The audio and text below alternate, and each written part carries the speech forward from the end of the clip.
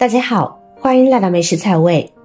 今天才发现，原来家里吃完药的这种外壳不要扔了，把它用剪刀剪一剪，使用价值立马翻倍，真的非常实用，每家每户都用得着。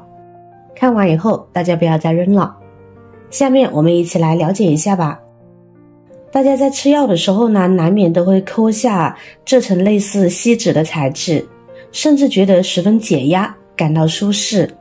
那你们有没有想过这层锡纸是什么材质呢？为什么要用这种材质呢？这种药品包装呢叫泡罩包装，要用铝箔与聚氯乙烯是泡罩包装的主要材料。铝箔是包装材料中唯一的金属材料，铝箔无毒无味，具有优良的导电性和遮光性，有较高的防潮性、阴气性和保卫性，能有效地保护被包装物。正因如此，铝箔在国际上被广泛应用于药品的包装上。其实它在我们的生活中呢，有很多很实用的地方。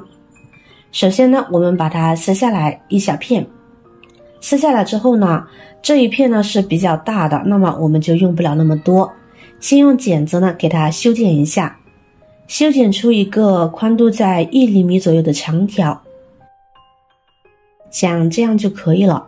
那么它有什么作用呢？我们继续往下看。LED 灯呢，现在已经很普遍了，高亮低耗，寿命还长，而且款式还多。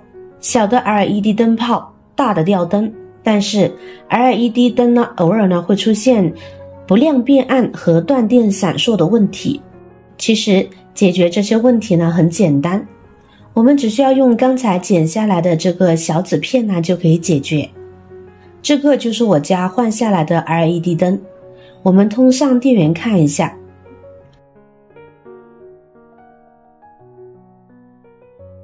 大家看一看，它是不亮的。现在我们把它拧下来，拧下来过后呢，我们在这个灯的灯罩连接处，用手一周围的给它按一下，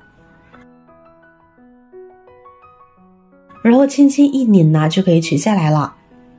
打开了之后呢，我们可以看到，像这种 LED 灯，上面的灯珠呢非常的多，这些小灯珠呢都是串到一起的，灯珠越多，一般亮度越高。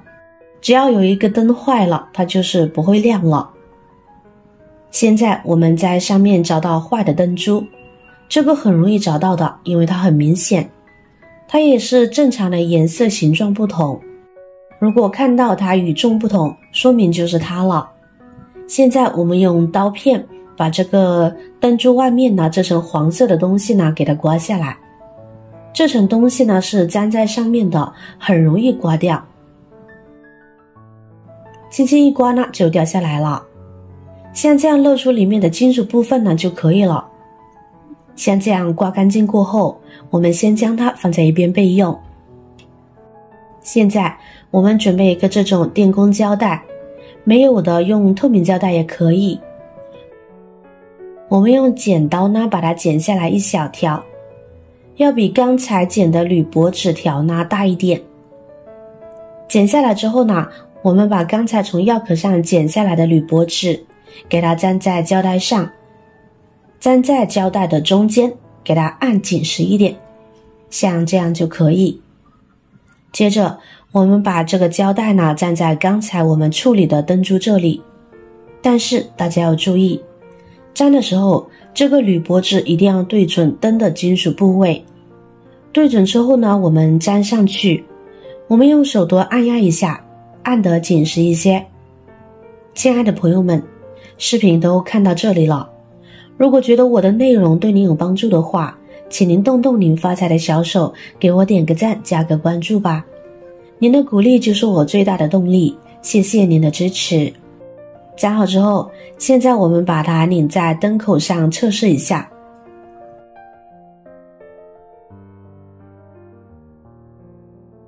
效果如何？大家看一下，这个灯是不是亮了？非常简单的就修好了，是不是特别神奇呢？方法就是这么的简单有效。装上灯罩过后呢，又和新的一样了。以后家里的 LED 灯坏了，别再扔掉了，它是可以进行维修的。维修呢也并不复杂，甚至我们自己动手呢都可以修复，只需要一个小小的药壳子，就可以将 LED 灯修复，又不需要将整个灯更换。按照以上步骤呢，基本上呢就可以维修好，并不复杂。就算是新手小白，只要我们稍微有点动手能力呢，都可以进行。这样修好了还能够继续使用。也有很多人说，这样的维修方法呢，用不了多久就又坏了。我也实验过很多次，并不是每一个都修好了都不耐用，也要看灯珠的质量和驱动器的好坏。有的修好了，用了2年多呢还没坏，有的用了几个月。我觉得本来就是坏的东西，如果能修好继续使用呢也很好，何乐而不为呢？以上呢就是关于药壳子的妙用了，您学会了吗？您是否还有更好的用处呢？欢迎评论区留言探讨。好了，今天的视频呢就分享到这里了。如果觉得我分享的内容对您有帮助的话，别忘了跟我点赞加关注哦。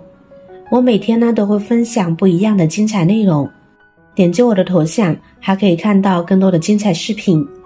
我是瑶瑶，我们下期视频再见了，拜拜。